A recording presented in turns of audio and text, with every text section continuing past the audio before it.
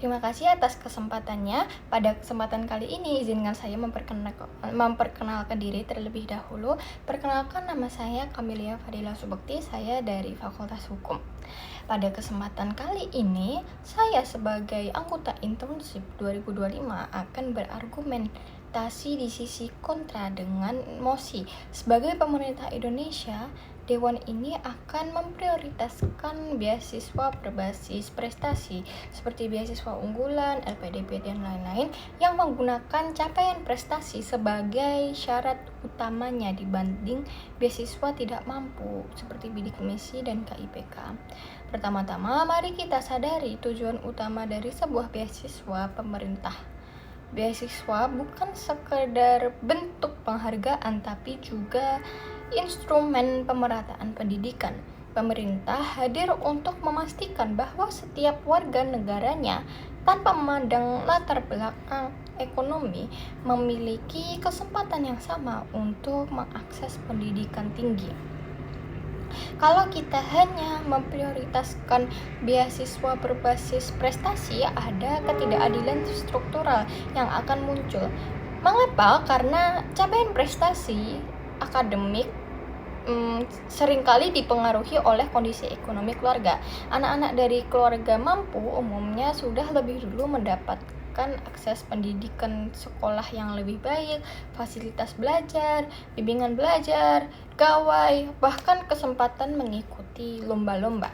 Maka wajar jika mereka lebih banyak yang masuk kategori berprestasi, sementara itu anak-anak dari keluarga kurang mampu sering kesulitan sekedar untuk membeli buku, membayar transportasi, atau bahkan mendapatkan gizi yang cukup.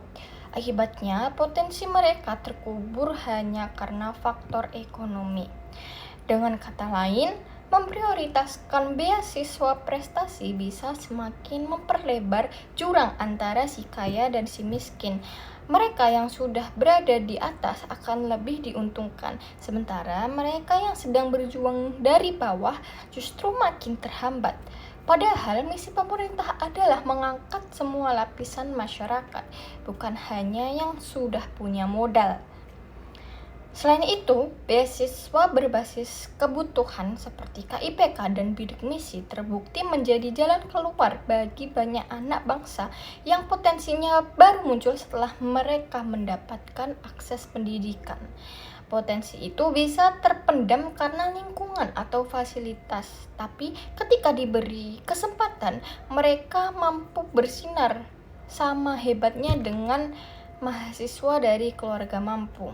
Jadi, kalau pemerintah hanya fokus ke prestasi saat ini, kita bisa kehilangan talenta-talenta masa depan yang sebetulnya sangat berharga bagi bangsa.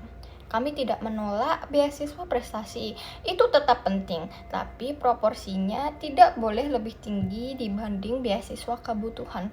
Mengapa? Karena kelompok tidak mampu adalah kelompok yang paling rentan. Mereka inilah yang benar-benar membutuhkan uluran tangan negara. Prinsip pemerataan akses harus menjadi prioritas utama.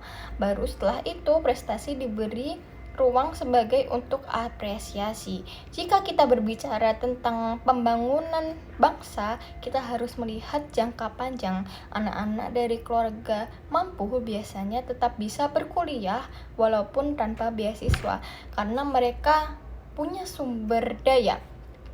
Tetapi anak-anak dari keluarga kurang mampu tanpa beasiswa hampir bisa dipastikan terputus akses pendidikannya.